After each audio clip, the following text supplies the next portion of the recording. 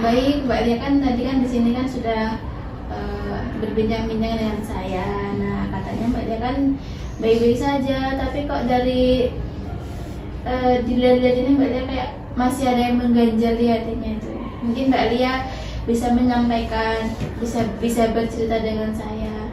Gitu. Iya Bu, jadi akhir-akhir ini itu saya merasa cemas dan banyak pikiran. Kan saya anak pertama Bu dari 3 bersaudara. Saya punya adik 2 Bu, masih kecil-kecil semua. Nah, ada ataupun tidak adanya tekanan dari orang tua kan suatu saat nanti saya juga pasti akan menggantikan mereka sebagai tulang punggung keluarga kan. Nah, apalagi 5 bulan yang lalu itu saya baru aja wisuda Bu, saya baru saja lulus dari kuliah. Nah, di sini tuh saya dilema Bu, karena selama ini saya tuh sudah berusaha mencari pekerjaan, tetapi sampai saat ini sudah berulang kali mencoba, tetap belum ada hasilnya. Gitu. Dari yang Mbak Lia sampaikan barusan ya, tetap tidak ada hasilnya itu maksudnya gimana ya, mencoba tidak ada hasilnya itu?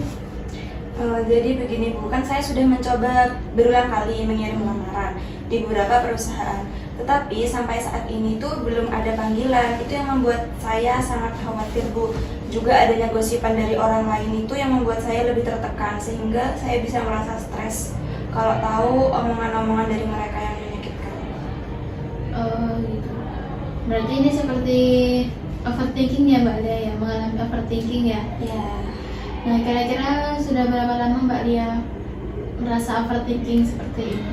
Ya, setiap kali saya mengirim lamaran pekerjaan Bu, karena selalu gagal dan pasti mendapat omongan dari orang lain. Setelah dapat omongan dari orang lain itu ya mungkin menyakiti hati Mbak Lia gitu ya. Nah, itu apa yang Mbak Lia lakukan setelah mendapat omongan tersebut? Saya tersenyum dan menanggapi dengan baik. Menanggapi omongan tersebut. Ya. Kira-kira apa sih tanggapan Mbak Lia terhadap omongan-omongan orang itu? Ya, saya menjawab Bu seperti ini. Mohon maaf ya Bu, coba melihat keluarga Ibu sendiri dulu. Apakah keluarga Ibu sudah lebih baik dari saya? Seharusnya Ibu tidak perlu mengatakan seperti itu kepada saya, karena jalan rezeki setiap orang itu berbeda-beda. Dari situ saya merasa semakin terpuruk menahan sakit karena omongan jahat mereka. Hampir putus asa dan tidak mau mencoba lagi. Seperti itu ya. Emang ya kalau perkataan orang lain itu pasti menyakitkan ya.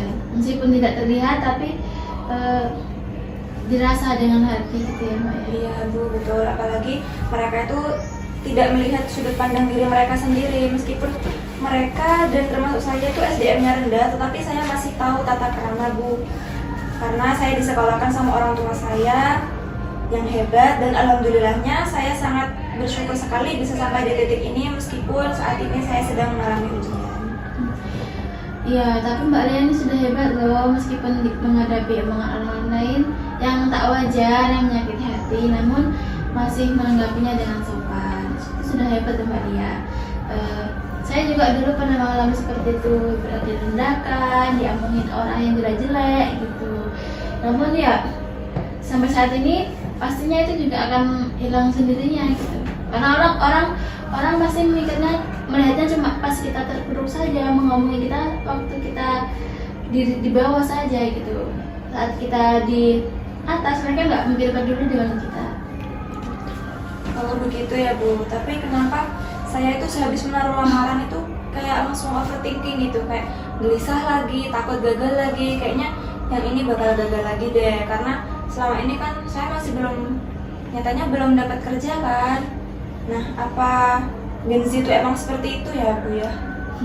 Ya sekarang kan emang zamannya gen-gen gitu ya. Nah kalau Gen Z itu kan ini dikenal itu apa sih namanya, generasi strawberry. Iya, gen strawberry itu julukannya untuk Gen Z. Kenapa ya? Karena apa namanya, seperti buah strawberry, Gen Z itu di luarnya terlihat semangat, berapi-api, penuh ide dan kreativitas. Namun saat dihadapi cobaan, dihadapi tantangan, langsung down, lemes gitu kan, lembek. Ya gitu. Makanya Gen Z itu dijuluki dengan generasi strawberry. Oh, seperti mudah tertekan gitu. Pikirannya tuh tidak sekuat orang zaman dulu gitu. Kayak disakiti sedikit sudah merasa kayak dunia sudah jahat dengan dirinya gitu. Iya. Lalu apa yang Mbak Lia biasanya lakukan kalau misal belum ada panggilan pekerjaan atau panggilan interview gitu? Setiap saya mengirim lamaran kan masih sering merasa khawatir ya Bu, takut gagal lagi. Hingga sebelum saya kirimkan itu saya benar-benar berdoa, merayu kepada Allah. Terkadang itu sampai menangis Bu, sampai tangan saya pas berdoa itu gemetar, saking gimana ya, kayak pingin banget dikabulkan, pingin kerja juga sama kayak teman-teman. Oh, Mbak Lia setiap hari berdoa setiap malam gitu ya? Iya. Mungkin itu hanya dilakukan Mbak Lia saat sebelum mengirim lamarannya atau gimana? Ya enggak Bu, ketika sudah dikirim pun saya juga tetap berikhtiar dan bertawakal kepada Allah, tidak berhenti berdoa, istiqomah mengerjakan sholat dan puasa sunnah juga, berbuat baik juga sih kepada sesama. Lalu nih misalnya impiannya Mbak Lia atau tujuannya Mbak Lia saat ini Mbak Lia perjuangkan lah ya. Kalau misal belum terwujud atau masih belum terwujud, dan jika sudah terwujud apa yang Mbak Lia lakukan? Ya kalau belum terwujud saya tetap berusaha dan berdoa pastinya, karena saya yakin bahwa Allah itu menguji hambanya sesuai dengan kemampuannya, dan saya pasti mampu melewati ujian ini. Dan jika impian saya sudah terwujud, saya tetap berdoa agar selalu diberi kelancaran dalam bekerja, dan saya tidak lupa untuk bersedekah kepada sesama. Tapi di sisi lain itu ya Bu, saya juga merasa berat Bu jika berjuang sendiri, mau bercerita kepada kakak tapi tidak punya, mau bercerita mengeluh kepada orang tua tapi beliaunya udah sepuh. Masa sih saya anak pertamanya masih banyak yang dikeluhkan, apalagi kan orang tua udah menyiapkan pendidikan dari TK sampai saya kuliah kan.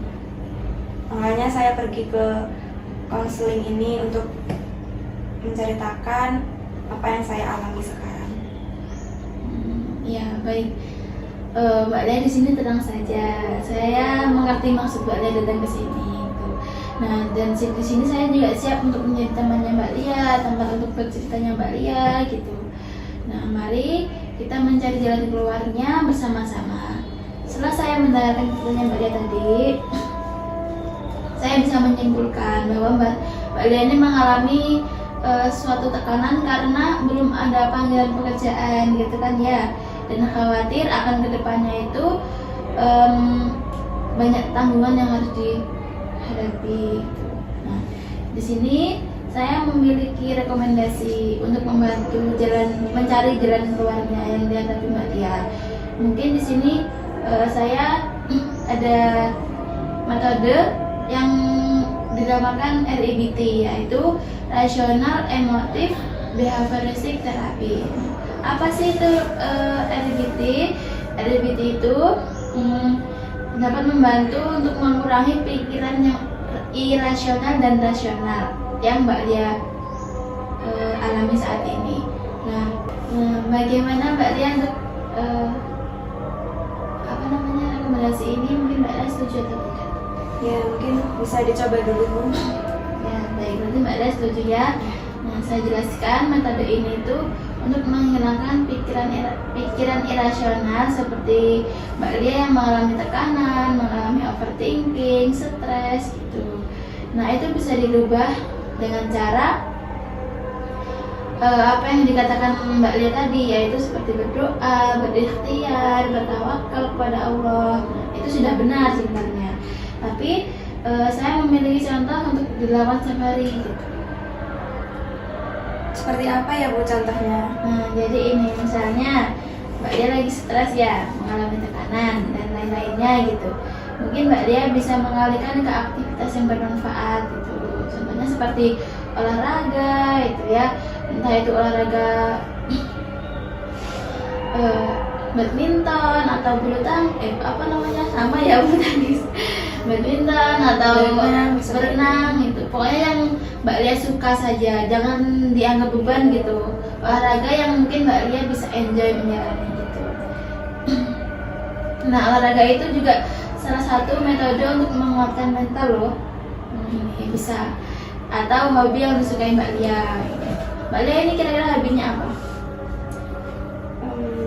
Hobinya ya berolahraga, mendengarkan musik, jalan-jalan, makan, tidur. Jangan tidur terus ya, boleh tidur tapi secukupnya saja ya. Ya, Nah, misal tadi ya apa namanya, musik. Mbak Lia suka bernyanyi berarti? enggak, tapi cuma dengerin aja, tapi nggak Suka dengerin musik gitu, atau pernah ikut konser-konser gitu? Enggak pernah. Oh, di Spotify itu ya? Iya. Langganan pasti ini. Nah itu Mbak Lia, atau Mbak Lia ini suka jajan tadi katanya ya, jajan, jalan-jalan, kulineran gitu ya di alun-alun Jember misalnya. Itu bisa. Nah itu juga salah satu cara untuk bisa mengalihkan kejenuhan Mbak Lia dan overthinking yang berlebihan itu. Nah Mbak Lia nanti kalau misal jajan itu jangan sendirian, harus ada temennya biar bisa berbincang-bincang, biar bisa apa namanya, bercanda, guyon-guyon itu di sambil jalan sambil makan gitu. Nah, mungkin seperti itu ya contoh simpelnya. Sepertinya lebih dari sekedar itu ya Bu. Berarti saya harus mencoba terlebih dahulu Bu. Betul, harus dicoba dulu. Jadi Mbak Lia jangan sungkan-sungkan untuk mengajak temannya gitu. Kalau misal temannya nggak bisa, mungkin Mas bisa cari-cari cara lain. Misal cari hiburan scroll TikTok gitu. Mungkin sama ada udah scroll TikTok ya. Iya, udah bosan. Ya berarti jangan, kalau bisa itu jangan terlalu apa namanya, Over. kecanduan dengan HP ya. Bisa apa, melakukan kegiatan yang Mbak Lia sukai tapi di luar ruangan, jangan di dalam tok, nanti jenuh pastinya kan. Iya. Meskipun HP itu kan juga bikin jenuh, capek kan pastinya kalau sering-sering main HP. Nah mungkin Mbak Lia juga bisa ikut workshop untuk mengembangkan soft skillnya Mbak Lia. Ikut volunteer juga itu untuk merubah mindsetnya Mbak Lia agar nggak berlarut-larut dalam ini netting gitu. Gimana Mbak Lia? Iya, mungkin bisa saya coba dulu. Nah, karena Mbak Lia tadi kan sudah saya jelaskan. Nah tadi apa yang saya sampaikan itu Mbak Lia lakukan selama 1 minggu minimal ya. Nanti kita minggu depan kan bertemu lagi jika ada kesempatan. Nah nanti waktu Mbak Lia kesini lagi, saya ingin tahu perkembangannya Mbak Lia seperti apa gitu. Iya. Mungkin saya rasa sudah cukup. Nah untuk mendengarkan Mbak Lia hari ini ya. Nah jadi sesi counseling hari ini, mari kita ucapkan alhamdulillah bersama-sama. Nah, makasih juga Mbak Lia sudah mempercayakan saya menjadi teman curhatnya Mbak Lia. Semoga Mbak Lia apa yang saya rekomendasikan tadi bisa membantu dan membantu Mbak Lia mengatasi tekanannya, mengatasi overthinkingnya itu, dan juga semoga Mbak Lia juga segera cepat mendapatkan panggilan pekerjaan atau interview saja sudah ini ya. Terima kasih Bu. Mari Mbak Lia saya antarkan ke depan. Hati-hati di jalan ya Mbak Lia.